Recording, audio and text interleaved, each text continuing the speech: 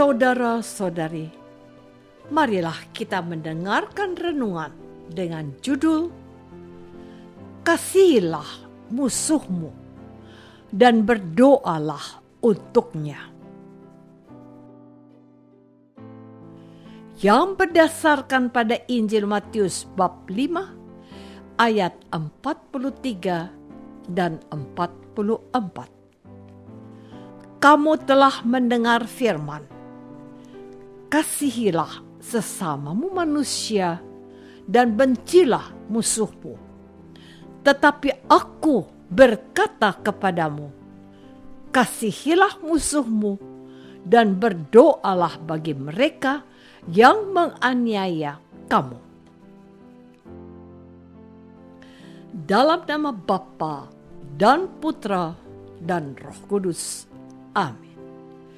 Saudara-saudari terkasih dalam nama Tuhan Yesus Kristus. Ketika merenungkan firman ini, saya teringat pada peristiwa tragis perang di Timur Tengah antara Israel dan Hamas. Israel yang digawangi oleh Perdana Menteri Netanyahu bersumpah tidak akan berhenti perang sebelum memusnahkan pasukan Hamas yang telah menyerang mereka pada 7 Oktober 2023. Orang-orang Israel sangat mengasihi saudaranya, tetapi tidak demikian dengan musuh mereka. Mereka berpegang teguh pada firman ini. Kasihilah sesamamu manusia dan bencilah musuhmu. Kalau bahasa kita sekarang, tiada maaf bagimu. Orang-orang Israel berpegang pada hukum balas dendam. Tidak impas kalau belum dipenuhi hukum mata ganti mata, gigi ganti gigi. Itu juga bisa kita dengar kalau kita sedang mendengar keputusan hakim yang memvonis orang 20 tahun penjara karena telah menghilangkan nyawa seseorang. Tetapi perhatikanlah, keluarga si korban menuntut agar si pembunuh sebaiknya dihukum mati. Itu baru adil, kata mereka. Apa itu keadilan? Saudara-saudari terkasih, kepada orang-orang yang memiliki pandangan seperti ini, Tuhan Yesus meledakkan pemikiran mereka dengan bom kasih yang harus mereka taati. Janganlah lagi mereka berpegang pada hukum balas dendam, membenci orang yang menjadi musuh mereka. Tuhan Yesus berfirman, Aku berkata kepadamu, kasihilah musuhmu dan berdoalah bagi mereka yang menganiaya kamu. What? Apa? Semudah itu? Orang yang telah dilukai dan disakiti serta tersolimi akan tidak siap menerima usulan ini. Saudaraku sudah mati. Hatiku sudah terluka, keluarga sudah dipermalukan, enak saja. Bagaimana saudaraku mencerna fakta di lapangan yang tidak hanya terjadi di lingkungan orang Yahudi, tetapi masih bisa terjadi di lingkungan kita dewasa ini? Harus diakui, kejutan firman yang disampaikan oleh Tuhan Yesus tidak mudah untuk dicerna, apalagi untuk diterima.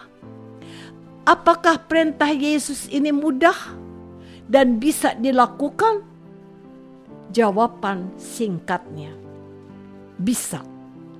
Kalau kita masih dikuasai oleh rasa sakit hati, diperlakukan tidak adil, dihinakan, hal itu akan sulit kita terima. Tetapi kalau kita tahu bahwa yang sudah terjadi tidak dapat kita perbaiki, marilah kita memperbaiki orang yang tersesat ini dulu. Saudara-saudari terkasih, kalau boleh saya tegaskan, inilah keistimewaan dari ajaran kasih Tuhan Yesus. Tuhan Yesus ingin kita mengasihi sesama kita, tetapi kita tidak boleh membenci musuh kita. Kita wajib mengasihi musuh kita dan mendoakannya juga. Dari sudut pandang manusia, dari rasa keadilan yang manusiawi, tidak mudah menerima perintah untuk mengasihi orang yang menjadi musuh kita. Dalam hidupnya di atas dunia ini, Tuhan Yesus sering berkata, "Dosamu sudah diampuni." Itu dikatakannya kepada wanita yang tertangkap berbuat zina. Katanya, "Aku pun tidak menghukum engkau. Pergilah dan jangan berbuat dosa lagi." Itu juga dikatakannya orang-orang yang telah menganiaya dirinya dan menggantungkan dia di kayu salib.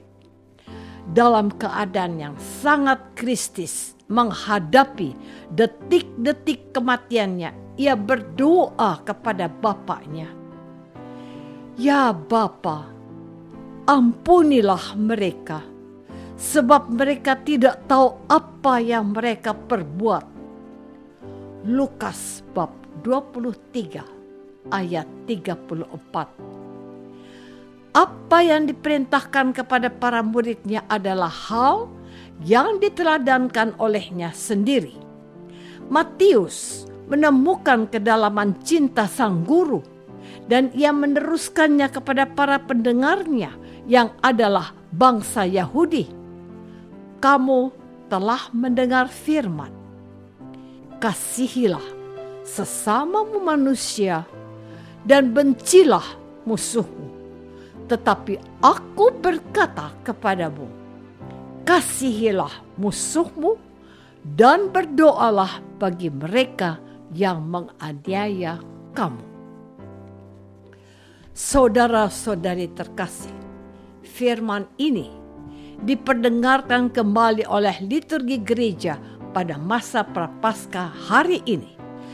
Apa yang dikatakan dahulu oleh Tuhan Yesus, hari ini diulang lagi agar kita mendengarnya dengan hati yang baik dan mengamini untuk bisa memegangnya dengan benar serta menghayatinya dalam hidup. Inilah ciri dan identitas seorang Kristen yang dikehendaki oleh Tuhan Yesus. Santo Yohanes Paulus II, Bapak suci kita, tidak membenci Ali Akka Mehmet yang berusaha untuk membunuhnya. Beliau menemui Ali dan mengampuni dia. Gembala tertinggi gereja Katolik ini mau menunjukkan kepada seluruh dunia bahwa kasih yang mengampuni dan mendoakan orang yang membenci kita adalah jalan benar yang ditunjukkan oleh Tuhan Yesus yang telah menetapkan beliau sebagai gembala tertinggi gerejanya. Contoh orang kudus abad ini sebaiknya menginspirasi setiap orang Kristen dan memberi semangat tambahan untuk berani mencoba, untuk mengasihi dan mendoakan siapa saja yang membenci kita, apapun alasan mereka. Jangan lagi pakai prinsip mata ganti mata, gigi ganti gigi, tetapi benci diganti dengan kasih dan pengkhianatan diganti dengan doa yang mengampuni. Apa itu bisa? Jawab singkatnya, bisa.